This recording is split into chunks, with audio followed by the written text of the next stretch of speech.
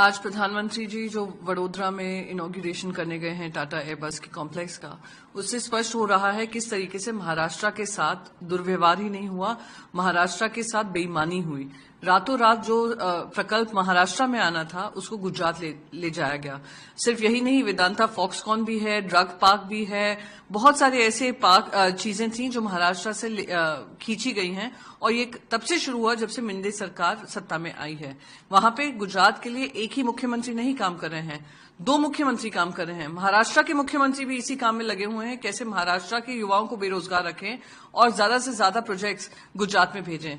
आज ये एक जीता जागता सबूत है और महाराष्ट्र वासियों को देखना चाहिए, ध्यान से देखना चाहिए कि ये जो महाराष्ट्र में होना चाहिए था गलत तरीके से गुजरात ले जाया गया। आज उसका उद्घाटन तो हो रहा है, पर महाराष्ट्र के बहुत सारे युवाओं जिनको इसका रोजगार मिलता है, इसके माध्यम रोजगार के बनते, उनसे खींचकर लेकर जाया गया, क्योंकि ये युति जो गठबंधन है, झूठी जो गठबंधन है, उनको सिर्फ सत्ता प्रेम है, ना कि जनता प्रेम। यांना सोबत घेऊन आदरणीय अजितदादांनी जी लाडकी बहीण योजना आपल्या तळागाळातल्या बहिणींसाठी आणली, त्यामुळे आमच्या बहिणी खुश आहेत। इस बार भी ऐसी स्थिति है, लेकिन सबको अभी पता चला है कि जो फैमिली रिलेशन है वो फैमिली रिलेशन है, राजनीति है वो राजनीति। महाराष्ट्राचा मुख्यमंत्री म्हणून आम्हाला आदरणीय अजितदादांना त्या खुर्चीवर बसवायचं आहे आणि त्याकरता येणाऱ्या विधानसभेमध्ये मागचं जे रेकॉर्ड आहे 1,65,000 बिल्कुल नहीं, क्योंकि क्या है कि पिछले 35 ईयर्स से दादा जो बारामती मतदार संघ में काम कर रहे हैं, बारामती का रूप जो उन्होंने पलटा है, हर एक घटक के लिए जो काम किया है वो लोगों में पता है, लोगों को पता है, हर एक घटक पे उनका प्रभाव है। इसलिए उनको 24 घंटे काम करने वाला कोई नेता चाहिए और वो दादा में देखते हैं सब। लाडली बहन बुरा हूँ बुरा साबित कर, अरे तुझे चाह है कितना तू क्या जाने, चल मैं बेवफा या बहुत मेरी सब बहनें तो महाराष्ट्र का मान बिंदु अजितदादा है। पहले ही उनको सम्मान मिला है, खुद का पैसा मिला है, इसलिए हर एक महिला बहुत खुश है। जर कोणी आमच्या आई बहिणीबद्दल अपशब्द काढला तर त्याचा सुद्धा समाचार घेण्याचे धाडस अजितदादांमध्ये आहे। कालची संगमनेर मधली घटना तुम्ही बघितली असेल, एका वृद्ध व्यक्ती इस बार तो हर एक कार्यकर्ता बोल रहा है कि हम अभी एक मुख्यमंत्री के लिए वोट करने वाले हैं। त्यांचे कान टोचले। महाराष्ट्रामध्ये जल और वायु प्रदूषण ज्ञापन भी नहीं लिया, मुलाकात भी नहीं की, समय भी नहीं दिया, किस तरह से देख रहे हालातों को, क्या कहेंगे? दिल्ली में वायु प्रदूषण एक बहुत ही गहन समस्या है। आम आदमी पार्टी ने बहुत बड़े बड़े वादे करे थे। चुनाव जब आए थे पंजाब में, तब आपको याद होगा माननीय केजरीवाल जी ने कहा था कि यदि आम आदमी पार्टी की सरकार बन जाती है पंजाब में तो वो पराली की समस्या का निदान करेंगे। पराली एक बहुत ही मेजर कंट्रीब्यूटर है दिल्ली के वायु प्रदूषण में, लेकिन समस्या का निदान तो छोड़िए, वो तो संवाद के लिए भी तैयार नहीं है। माननीय मुख्यमंत्री भगवत मान जी हमसे मिलने के लिए तैयार नहीं है। ये देखिए आंकड़े, 26 अक्टूबर, केवल एक दिन का डेटा अगर आपको दिखाऊं, 360 इंसिडेंट्स हुए हैं पराली बर्निंग के, जिसमें से 108 अकेले 108 360 में वो हुए हैं पंजाब में। तो मैं पूछना चाहती हूं कि दिल्ली कब तक टूटे हुए वादों का दंश सहती रहेगी, और क्या जब आम आदमी पार्टी की ही सरकार पंजाब में भी और दिल्ली में है तो ये आपस में एक ज्वाइंट एक्शन प्लान क्यों नहीं बनाते, समन्वय क्यों नहीं बिठाते? मैम, फेस्टिवल सीजन चल रहा है, दिवाली है 3 दिन के बाद, उसके बाद छठ पूजा आस्था का महापर्व है, प्रदूषण को लेकर हालात खराब है, आगे कोर्स ऑफ एक्शन क्या रहेगा दिल्ली बीजेपी का? देखिए, ये ज्ञापन हम जरूर देना चाहते हैं और हम जनता की पुरजोर आवाज बनकर ये मुद्दा उठाते रहेंगे।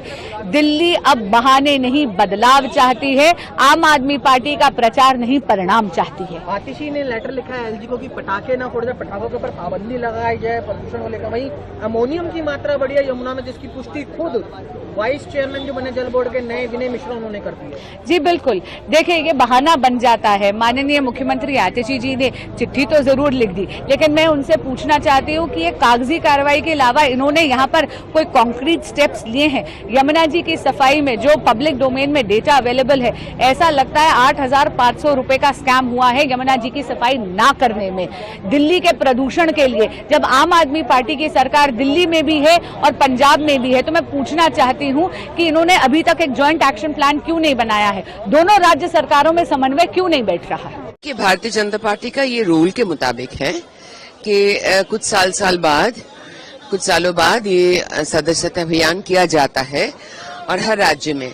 और जैसे अमित भाई साहब ने कहा है, आज आप ध्यान रखिए इस बात पर कि हर एक सदस्य को अधिकार है अपना मन से पूछना या चुनना कि आपका ये पार्टी आपको अच्छा लग रहा है कि नहीं लग रहा है, पार्टी के काम आपको ठीक लग रहा है कि नहीं लग रहा है, आप सदस्य दोबारा बनना चाहते हो या नहीं चाहते हो, ये ऑप्शंस रखा गया है। इसी को पार्टी के इंटरनल डेमोक्रेसी कहा जाता है। किसी के ऊपर कोई थोपा नहीं जाता कुछ। अमित भाई साहब ने इसको बहुत अच्छे से क्लैरिफाई किया है सबके पास। और भारतीय जनता पार्टी के सदस्य बहुत सारे हैं, कुछ ही महीनों में 10 करोड़ कवर कर चुके हैं। पश्चिम बंगाल बाकी है, जैसे कह रहे थे, महाराष्ट्र भी बाकी है। इलेक्शन वगैरह चलता है ना, तो ये कुछ काम रुक जाते हैं। तो इस बार हम लोग कुछ ऑफिशियली ऐसे शुरू कर दिए थे, जैसे मेरा जैसे रिन्यू करना था मैंने कर लिया है, तो ऐसे बहुत सारे दोस्तों को भेजना था, वो मैंने भेज भी दिया है। तो आज एक अनुष्ठानिक तरीके से अमित भाई साहब इसको प्रोग्राम शुरू किए हैं। और इसमें एक बहुत अच्छी बात हुई है कि मिठुन दा का सम्मान किया गया है, वो हमारे लिए बहुत खुशी की बात है। मिठुन दा की बात आई तो उन्होंने कहा है कि वो एक अच्छा खासा वक्त अब देंगे भाजपा को बंगाल के लिए, तो उस तरह से क्या आपकी भी कोई रणनीति है कि यहाँ की पार्टी के लिए आप कुछ अलग, मतलब होता है ना रणनीति? हम पार्टी के साथ बहुत सालों से जुड़े हुए हैं, 10 साल लगातार एक रेगुलर कार्यकर्ता की तरह पार्टी में काम करते हैं। मैं 5-5.5 साल तक तो मैं पार्टी के राज्यसभा मेंबर थी, तो मेरी जिम्मेदारी बनती, और हर जगह पे कोई भी कुछ भी चुनाव आता है तो मुझे हमेशा ही बुलाया जाता है। जहाँ पे भी जो काम दिया जाता है, एक कार्यकर्ता का होने के नाते वो काम का ठीक से निर्वाह करना मेरी जिम्मेदारी बनती है। देर आए दुरुस्त आए, लेकिन ये वही कांग्रेस पार्टी है जो शिवसेना के ऊपर टिप्पणी करती है। हर सुबह संजय राउत उनके ऊपर टिप्पणी करते हैं, कैंडिडेट्स को एक्सचेंज करते हैं, नाम बदलते हैं। कहाँ से तालमेल है हम सब जानते हैं कि नहीं है। ये नैया तो डूब चुकी है। 23 तारीख को आप देखेंगे फिर महायुति की सरकार मोदी जी के नेतृत्व में Eknath Shinde. I think what everybody is unfortunately missing is the cause. It's the larger cause that all these young people are coming with and wanting to make a difference. I even still remember my nephew Parth filing his nomination. He was also my child. Yugen is my child. I remember Rohit filing his nomination. So it's wonderful for me that our children are trying to do something, whether it's Rohit when he filed his nomination, Parth when he filed, and today Yugen not done. But opponent candidate is not available. You have to take everything in your stride because it's not a personal fight for me ever. Even when I fought my Lok Sabha, I said the same thing. Yes. That it was never a personal fight for me. It's an ideological fight for me. It's unfortunate. Abhi, look at what is happening. Look at Mengai. Look at Berozgari. Look at the corruption. It's terrible in this state. Look at the GST issues.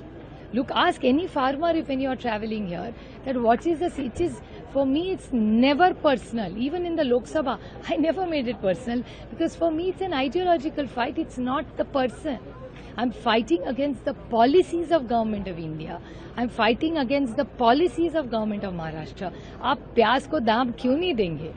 आप हमारे जो किसान जिसकी dairy है उसके दूध को भाव क्यों नहीं देंगे? सोयाबीन, कॉटन, क्यों आप उनको न्याय नहीं दे रहे? Same thing about women safety.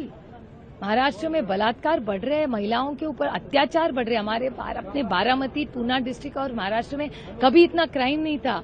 अब बारामती में आप घूमते हैं तो लड़ाई देखते हैं, आप ही के चैनल पे मैंने देखे ये सब news. So it's very unfortunate that crime in Maharashtra has gone up and crime against women. But you always considered Baramati as your family.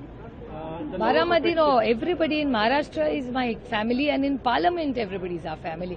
मैं रिश्तों को बहुत मायने देती हूँ. The kind of love and support they have given to you in Lok Sabha, the same you are expecting for Yugen?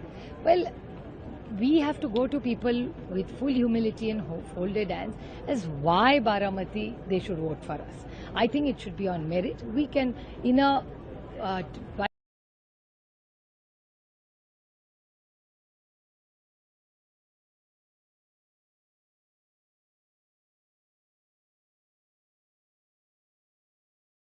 വീണ്ടും വീണ്ടും നിങ്ങൾക്ക് നൽകിക്കൊണ്ടിരിക്കുന്നത്. Your tourism industry is strong, but so much more can be done to strengthen it further.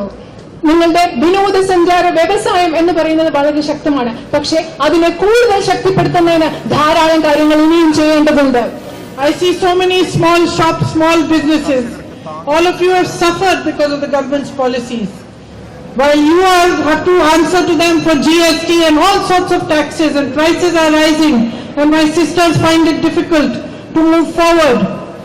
Big businessmen flourish and they get all the benefits from the central government. നിങ്ങൾ ഇവിടെ ഇപ്പൊ ഞാൻ കാണുന്നുണ്ട് സാധാരണ കൊച്ചു കൊച്ചു കടകളുണ്ട്, ചെറിയ ചെറിയ കച്ചവടക്കാരുണ്ട്. ചരക്ക് സേവന നികുതി പോലെയുള്ള നയങ്ങൾ കൊണ്ട് നിങ്ങൾക്ക് ധാരാളം ബുദ്ധിമുട്ടുണ്ട്. ഇവിടെയുള്ള എന്റെ സഹോദരിമാർ ജീവിതം മുൻപോട്ട് കൊണ്ടുപോകാൻ ബുദ്ധിമുട്ടുകളാണ്. അതേസമയം ഗവൺമെന്റിന്റെ നയങ്ങൾ എപ്പോഴും സഹായിക്കുന്നത് വലിയ ബിസിനസ്സുകാരെയും അവർ വളർന്നുകൊണ്ടിരിക്കുന്ന ഒരു സാഹചര്യത്തിലാണ് നമ്മൾ ഇന്ന് ജീവിക്കുന്നത്. Unemployment is at an all-time high in the country. നമ്മുടെ രാജ്യത്തെ തൊഴിലില്ലായ്മ ഏറ്റവും കൂടുതൽ വലിയ നിരക്കിലാണ് ഇന്നുള്ളത്. Parents work hard to educate their children, but they see no future for them. നമ്മുടെ മാതാപിതാക്കൾ സ്വന്തം കുഞ്ഞുങ്ങളെ പഠിപ്പിക്കാൻ വേണ്ടി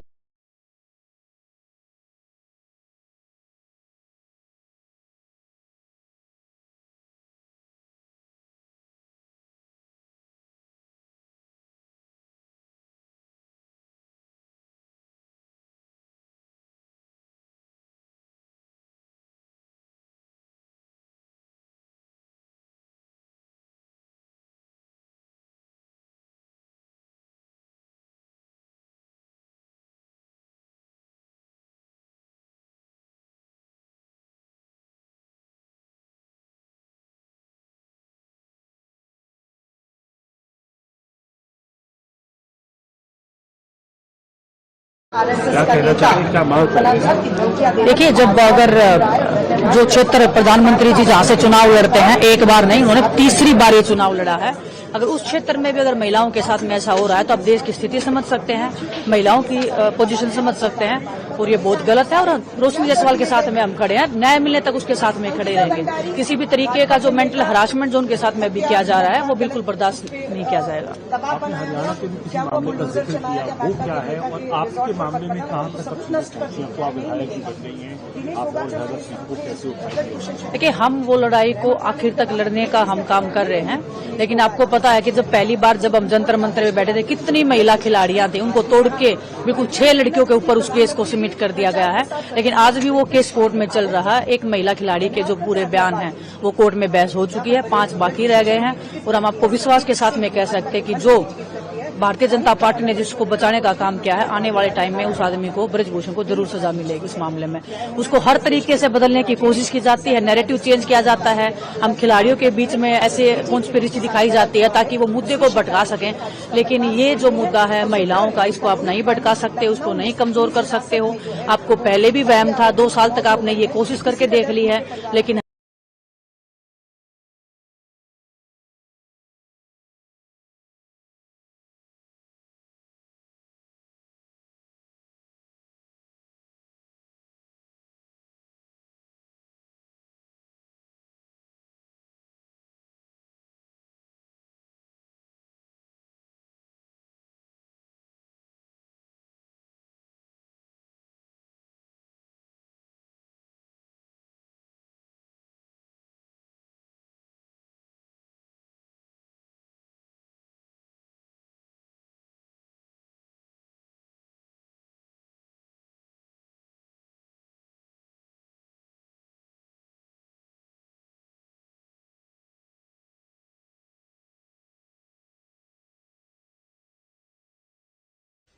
बरहेट से बीजेपी ने अपने उम्मीदवार का निमंत्रण जी, मुख्यमंत्री को कितनी चुनौती मिलेगी? देखिए, कोई चुनौती नहीं है, क्योंकि जिस तरह से माननीय हेमंत सोरेन जी ने काम किया और इतने विरोधों के बावजूद जिस तरह से वो खड़े रहे और अंतिम व्यक्ति तक विकास का लाभ पहुंचाने का काम किया, उससे जनता का पूरा विश्वास उन पर है। और पहले की तुलना में और ज्यादा वोटों से हम लोग सब जीतेंगे और इस बार हमारी फिर से सरकार बनेगी। क्योंकि एक तो मैया सम्मान योजना महिला के लिए उन्होंने सोचा। भाजपा के कार्यकाल में आपको पता होगा कि 2000 साल से लेकर 2024 के बीच में 17-18 साल तक सिर्फ भाजपा यहाँ पर रही है और कई मुख्यमंत्री रहे हैं। इसके बावजूद उस समय महिला तस्करी, लड़कियों की तस्करी चरम सीमा पर थी, वो भी आदिवासी और मूलवासी लड़कियों की।